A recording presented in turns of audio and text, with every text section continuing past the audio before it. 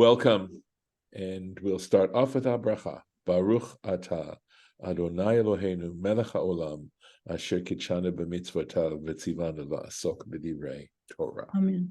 And this coming Shabbat, the Parsha we're going to read is Toldot, and it's very famous and important stories about the competition between twins, Esau and Jacob. And it sets up a whole dynamic which is going to influence, of course, Jacob's life, and just makes it for a very interesting story. In between those, the two stories, the first one where Jacob essentially takes Esau's birthright from him. And if you go back and look at the material we discussed, you realize that the birthright is basically the priesthood. Initially, the firstborn male in a family would serve as priest, and Jacob was worthier of serving as priest, although the way he got it wasn't exactly wonderful. And Esau, of course, was not worthy of being a priest. There are complexities to that story, obviously, and I think that's part of the beauty, is that it's not cut and dried and the good guys, bad guys so clearly, certainly not in that story on the pshat level. And then in between we have we have Isaac's issues with wells that keep getting filled in. My sense is that this is very metaphoric in terms of what the wells are and what they might represent, although I don't feel like I have a very strong understanding of exactly how the metaphor is playing out.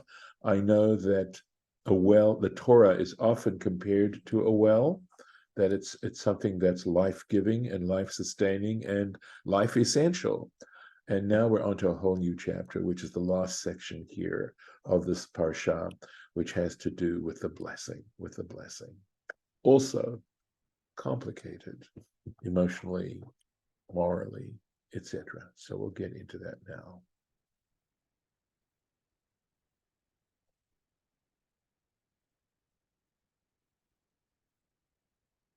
And you should be able to see my screen now. Vayhi, and so it was. And by the way, the word Vayhi, interestingly enough, there's a midrash on the word Vayhi that generally it means oive, that there's going to be an oive coming up. And in fact, of course, there will be an oive coming up, because not to spoil everything, but people actually know the story pretty well, is that ultimately Jacob is going to have to fly away, run away from his home, lest Esau kill him. And incidentally, he never gets to see Rebecca again. He never will. That's something to just keep in mind. It's not stated explicitly, it's implied. So, Vayhi, so it was, ki zaken Yitzchak, that Isaac had become old. V'tichena einav merot, and his eyes were dimmed from seeing. He couldn't see very well. Of course, look at this, very first sentence is going to set things up. This is going to scream for interpretation. Vayikra et Esav beno hagadol, and he called for Esau, his older son. Vayomer elav b'ni, and he said to him, my son. Vayomer elav hineni, and he said, that is, Esau said to him, hineni, here I am, I'm here, present. Rashi. Vatikhena, right? And they grew thick, right? They dim. So there are midrashim as to, first of all, why does the Torah need to tell us this? Okay, and speculations as to how they became. Why is this mentioning it specifically? We know that generally, as you get older, your eyesight tends to dim somewhat, but be'eshnan shel elu, through the smoke of these. Who are these? These are mentioned in the very preceding verse, the end of the preceding chapter, where it says Esau was 40 years old, and he took a wife by the name of Yehudit, daughter of Be'eri the Hittite, and Bosmat, the daughter of Elon the Hittite. And it says here, the last sentence, V'tiena morat ruach, and they were a source of bitterness, leYitzchak u'leRivka, for Isaac and Rivka. And so that's the Elu that is being referred to here in the Rashi. And there's a parenthesis as to why, what exactly was it that they did that caused his eyes to grow dim? Shahayu me'ashnot u'maktirot la'avodat elilim, because they would light incense.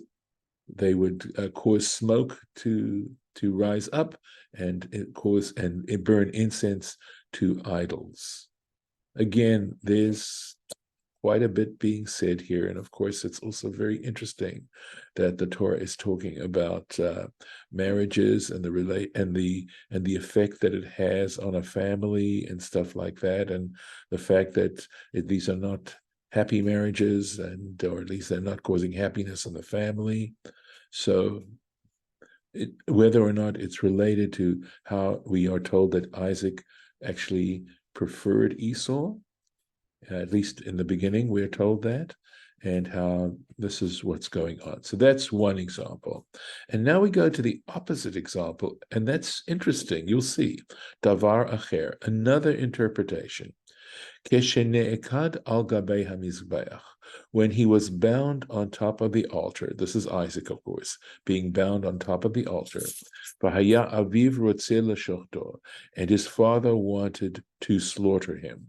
But otah sha'a, at that very moment, niftechu hashamayim, the heavens were open.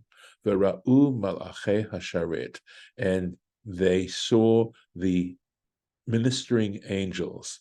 V'hayu bochim, and they were crying. I believe this is, okay, you'll see. We're talking about the ministering angels, that the ministering angels were crying at the sight of Abraham ready to slaughter his son. Interesting, right? In general, as to how that might speak about nowadays too. V'yardu dim'otehem, and their tears fell down, v'naflu, and fell al einav, on his eyes, on Isaac's eyes. Lefichach, and for this reason, kahu einav, his eyes grew dim. What struck me most as I went over this is how it's just the opposite of the first example, right? The first example has to do with idolatry and the smoke that was being, and also whatever that symbolizes, right? The smoke being offered up to these idols from Esau's wives. This is all sort of significant in coming together from a literary point of view, and how Isaac's eyes became dimmed through that. In other words, even looking at that kind of thing going on, imagine to yourself how he must have felt watching his son, be married to these women, right? And here we have just the opposite, that at a moment, at this incredible moment of faithfulness, his eyes were open to see heaven, to see the angels, and that in a way, again, perceiving something that was emotionally profound, and how his eyes were dimmed because of that. He couldn't see anything anymore. It was, there's an old joke about, a person who shakes hands with this incredibly important celebrity, etc. He doesn't want to shake hands with anybody else because he doesn't want that hand that touched the hand of that great celebrity, to touch. And it's whether or not that's something that's current, but I remember that. So likewise, his eyes just, couldn't watch anything else at this point, couldn't see anything else. So again, I think there's quite a bit to unpack there. And then there's a third davar acher, which is coming up right now. Kadeshi tol Yaakov et habrachot. This is sort of, again, in sort of a third direction, right? So that Jacob would take the blessings. In other words, so where is that coming from? Is it coming from the fact that Isaac himself initially, of course, as we see from the story, intended to give the blessings to Esau, and that God wanted to make sure he didn't? Or is it so that Isaac could not be blamed for giving Jacob the blessings because he thought at the time he was giving them to Esau? But I can tell you ahead of time that there's also an understanding that underneath it all, Isaac actually realized that Jacob was the one who really deserved the blessings. So this is, a lot of interpretation going into the biblical text here and through this story, because on the surface, it doesn't look good for Jacob. And yet through the interpretive process, we learn to look below the surface. And of course, there are those who are going to say, well, the rabbis were just trying to rationalize because they didn't like the idea of Jacob being, coming out so well. Well, Jacob, number one, pays a price for it. And again, from a literary standpoint, the subtleties of the story, it's amazing and it's beautiful. And so Jacob is going to pay the price for this. And the older Jacob, as I mentioned in previous times when we've had these stories, is not the same as the young Jacob. And what is this telling us about ourselves and possibly redemption? The complexities of trying to be a righteous person. I would certainly not toss aside the traditional interpretations that we are looking at. Number one, because the very fact that we have this text in front of us that you're looking at is as a result of the works of the rabbis to make sure that the text was preserved. They had the text to begin with, and I think they had a full understanding of the traditions that went along with this text. So I think that there was, I really feel that to begin with, the process started possibly as an oral tradition and at some point became encapsulated in writing, etc. And the profound effect of a written text and an oral tradition to go along with it. So onwards. Vayomer hine na. So Isaac saying to Esau, hine na zakanti. Look, this is what he's saying to him. Look, I'm growing old, or I've gotten old. Lo yadati yomoti. I do not know the day of my death. I don't know how long I'm going to be around. So, well, again, just getting old doesn't necessarily mean you're really, really in danger. So we have a Rashi about this. Interesting. Lo yadati yomoti, right? I do not know the day of my death. Amar Rabbi Yoshua ben Korcha. So Rashi quotes a rabbinic source. The specific rabbi is Yehoshua ben Korcha, Joshua, son of Korcha. He's he's a major player. Im magia adam leperek avotav. This is what he's saying. If a person reaches the age of his fathers, literally, yidag, he should be worried. He should be concerned. 5 shanim lifnehem, 5 years before the age of his father or mother who died, v'chamesh la'achar, and 5 years later. In other words, he should see the death of his parents as being a center point on a 5 year beyond and 5 year before. In other words, center of 10 years where he should be concerned he might pass away. V'chein lachar kein, after this. Yitzchak, and Isaac happened to be Haya ben Kuf Kamel Kaf Gimel. He happened to be 123 years old at the time. And he goes on, there's a parenthetical statement here. Could be editorial. Ki Yaakov ben Samach Gimel. How do we know that Isaac was 123? Because Jacob was 63, Keshenit Barech, when he was blessed. Well, of course, that just simply begs another question. How do we know that? And the answer is, Dok Berashi, check out Rashi Sof HaSeder at the end of the Parsha, where Rashi gives a chronology which is based exactly on Jacob saying how, these are all based, we're told how old Joseph was when he went into slavery, when he was sold. We're told how old Jacob was when he appeared before Pharaoh. We know how long we can calculate how long Joseph was in Egypt, etc., etc., etc. There are other years that are given, right? We know how long Jacob spent in Padan Aram with Lavan. So Rashi puts this all together, and we're given this chronology. And of course, Rashi's just transmitting it to us. These are traditions that go way, way back. So, Amar, this is Isaac thinking, Shema leperik imi ani magia. Perhaps I'm going to arrive at the age of my mother. That's how long I'm going to be living. And of course, this period of time, is 5 years before or 5 years after the actual age that she was when she died.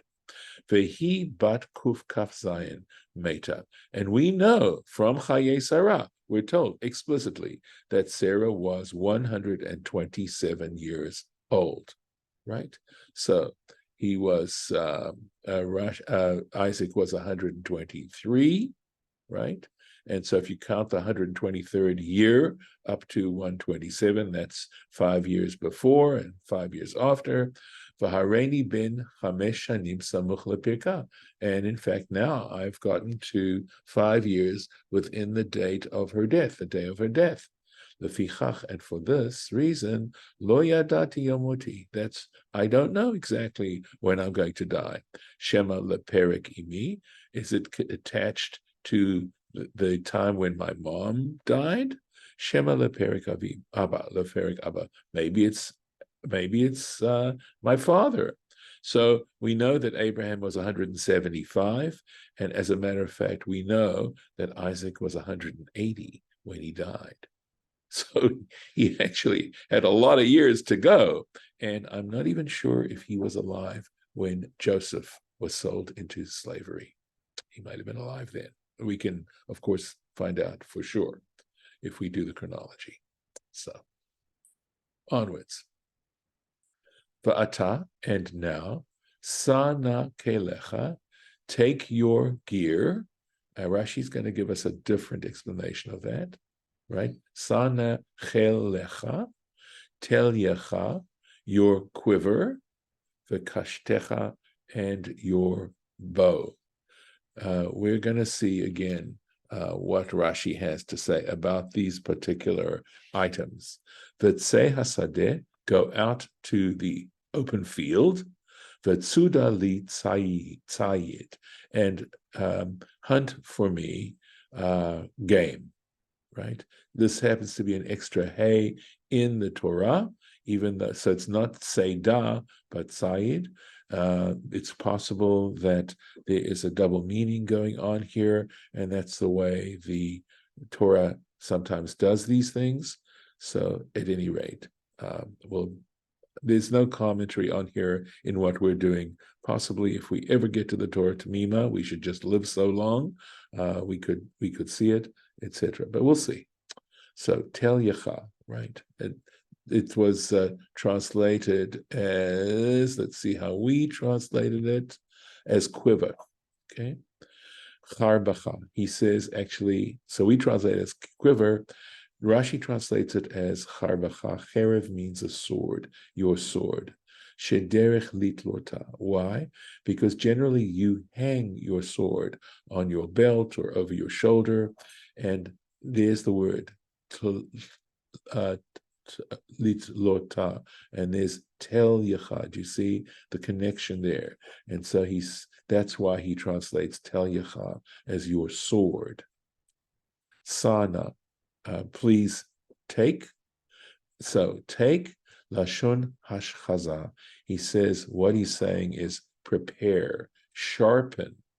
Ke'otash sheshaninu. So we've got this example in the Talmud, Beitza Kavchet, and this has to do with the intermediate days of a festival and the laws pertaining to them. Ein mashchizin, there's that lishchos, one does not sharpen et hasakin, the knife, aval masi'a al gabe chevrata. But what you do is you pass it over another knife. Literally, chevrata would mean its companion. So you can't take out a knife sharpener per se, but you certainly are allowed to sharpen the knife so that you can cut your food, but you do it by passing it over another knife. So, chadid sakincha, sharpen your knife, ushchot yafeh. So why would this be important? So that you can perform shchita in a proper way, in a fitting and lovely way. In other words, we know that for meat to be kosher, the animal has to be slaughtered with a knife that has no nicks in it whatsoever, and that the actual way in which it is slaughtered is that the knife is simply drawn across the windpipe and the esophagus, and that renders the animal unconscious instantly. I actually have witnessed it, believe it or not. So that's in order for the shechita to be a proper shechita. That's why he needed the knife to be properly sharpened, so there'd be no nicks in it. Shelo ta'achileni nevela, so that you don't give me nevela to eat. Nevela, it means something disgusting, something like that.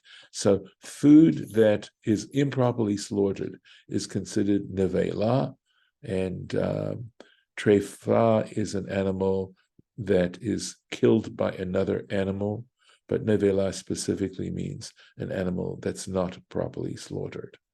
So that's why he needed to sharpen the knife. Vetsudali, right? And go out and catch for me. Minha. So because, why does it say for me? So minha hefker, meaning from unowned animals. That something that is ownerless property. Velo minha gezel, and not from something that you stole. So this, of course, what is this saying to us is that Isaac here's the dad who wants his son. He knows what his son is doing. He's gotten a lot of aggravation from him. We read that at the end of the previous chapter. And he's trying to teach his son to act in a beautiful kind of way. So in a way that's fitting and proper for a descendant of Abraham. So let's take a look here. We'll go on a little bit. Well, we can probably take just one more verse. So, for aseli matamim, make for me refreshments, right? From the word tam means tasty. So Jastro translates it as something that's savory, right? Ka'asher ha'afti, just as I love. V'hevia li v'ochela, bring it to me so that I can eat it. Ba'avur, in order that Tevarechacha nafshi, that I bless you, literally, of course, that my soul bless you. In other words, that I bless you from everything I have, right? From my most inner parts, I'm going to grant you a blessing, give you a blessing, B'terem amut, before I die. So there is no Rashi on this, pretty sure. Yep. So I'm going to make sure, but I'm pretty certain. And so we'll stop here. Yes, the next Rashi is on verse 5 here. So we'll stop at verse 5, and God willing, we'll take a look at it tomorrow. Okay, just mark the place.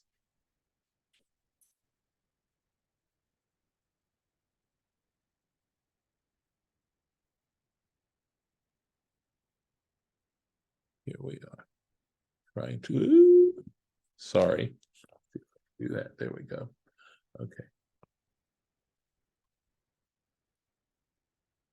And I'm going to stop the share, and we can stop the recording.